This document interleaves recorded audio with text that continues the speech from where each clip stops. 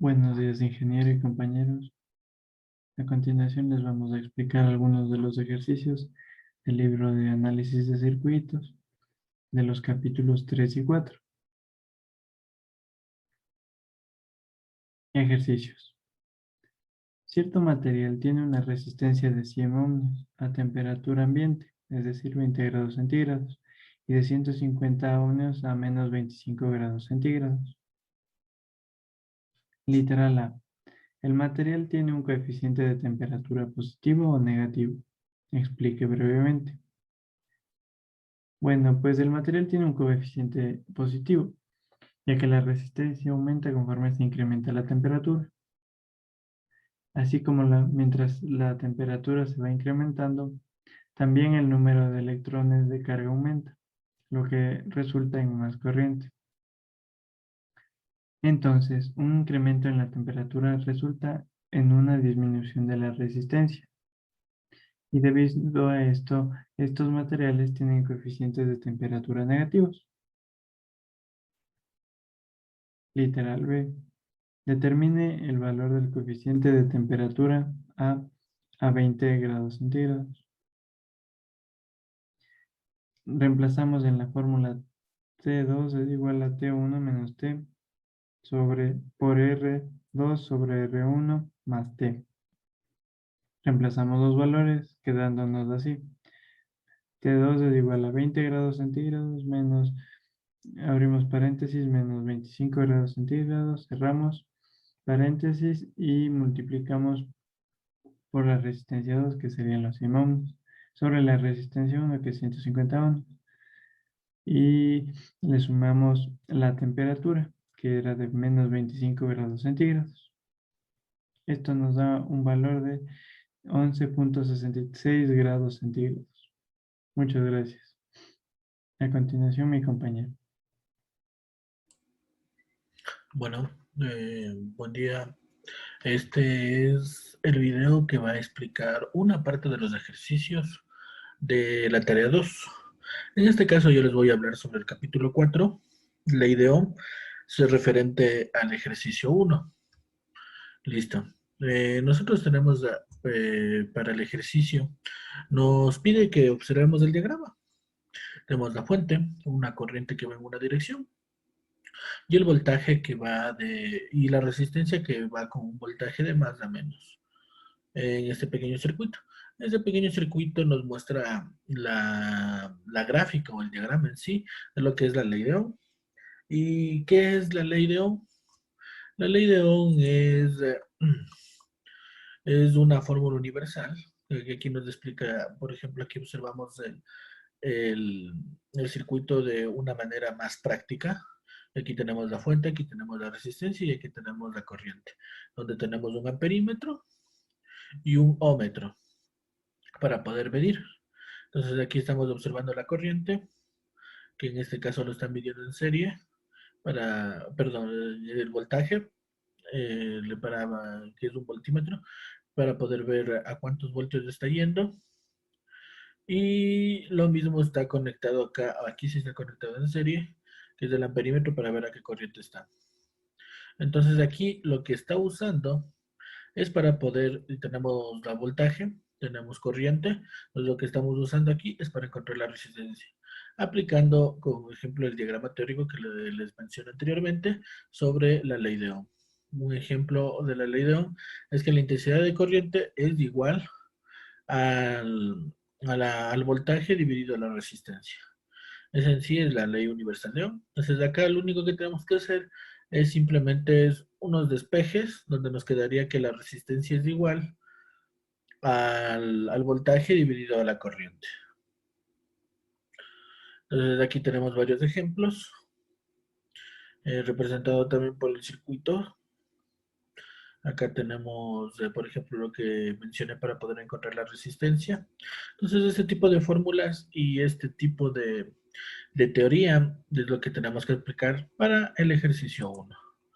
Entonces, en el ejercicio 1 nos está pidiendo saber, en este caso, saber la corriente en todos los casos, ¿no? Entonces, nosotros tenemos acá la resolución. Un ejemplo es de que, por ejemplo, tenemos de acá que en el A tenemos la fuente de 40 voltios, la resistencia de 20 ohmios, aplicamos ley de Ohm y encontramos que es la intensidad de corriente de 2 amperios. En este caso debemos tener cuidado con los prefijos de unidad. Por ejemplo, aquí tenemos que es 35 milivoltios, en este caso resistencia milivoltios, no tenemos problema en ese sentido porque simplificamos los mili, nos va a, y, perdón, tenemos de milivoltios y la respuesta nos vamos a tener en miliamperios. No, en cambio acá tenemos de 200 y acá tenemos 40 kilómetros. ¿Qué quiere decir 40? Que representa un multiplicador por 10 elevado a la 3. Entonces es 40.000 ohmios. Aquí tenemos el resultado en amperes. Nosotros para poder encontrar de una mejor manera pusimos todos los resultados en amperes, todos los literales. Lo mismo acá. Tenemos, por ejemplo, mega ohmios. Y esto es en cambio por 10 a la 6 y podemos encontrar el valor final. Ponemos de notación científica por 10 a la menos 6 amperes para poder tener toda la unidad en amperios sin ningún prefijo. Bueno, esa es la representación del primer ejercicio del capítulo 4, Ley de Ohm. Muchas gracias por su atención.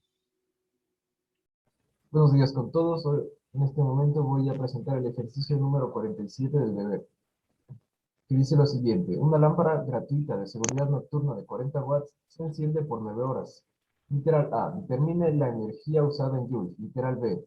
Determine la energía usada en watts por hora. Literal C. A 8 centavos del kilowatt hora, ¿cuánto cuesta encender esta lámpara por 9 horas? Ya, comenzaremos con el literal A. Para determinar la energía usada en joules, transformamos los watts a joules por hora, como vemos en esta parte. Y transformamos las 9 horas a segundos multiplicando por 3600 segundos. Ya, lo siguiente.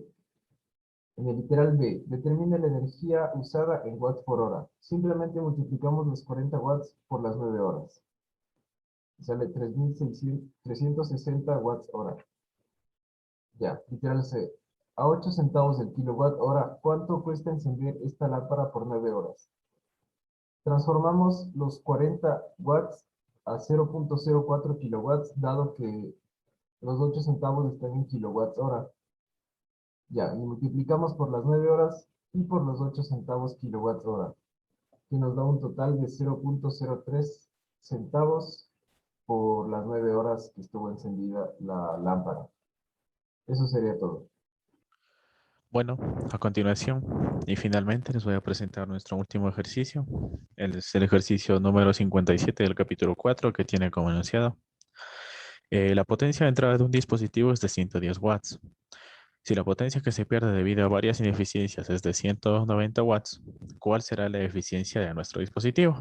Entonces, primero lo que debemos encontrar es nuestra potencia de salida, ya que inicialmente nos está dando una potencia de entrada. Puede resultar un poco confuso que queramos tomar el valor de 190, pero este es el valor de potencia que se pierde. Entonces debemos restarlo del valor de la potencia de entrada. Entonces realizamos la resta y nos da un valor de 910 watts. De igual manera, por definición sabemos que la fórmula de eficiencia va a ser igual a eta, la letra griega que representa la eficiencia. Eta va a ser igual a la potencia de salida sobre la potencia de entrada por 100. La multiplicación por 100 nos va a dar en sí el porcentaje, ya que la eficiencia vamos a obtenerla en un valor de porcentaje. Entonces, una vez reemplazamos los valores, vamos a obtener que eta va a ser igual a 910 como potencia de salida sobre 1100 watts, que va a ser nuestra potencia de entrada, y por 100. Y esto nos va a dar un resultado de 82.7% de eficiencia del dispositivo.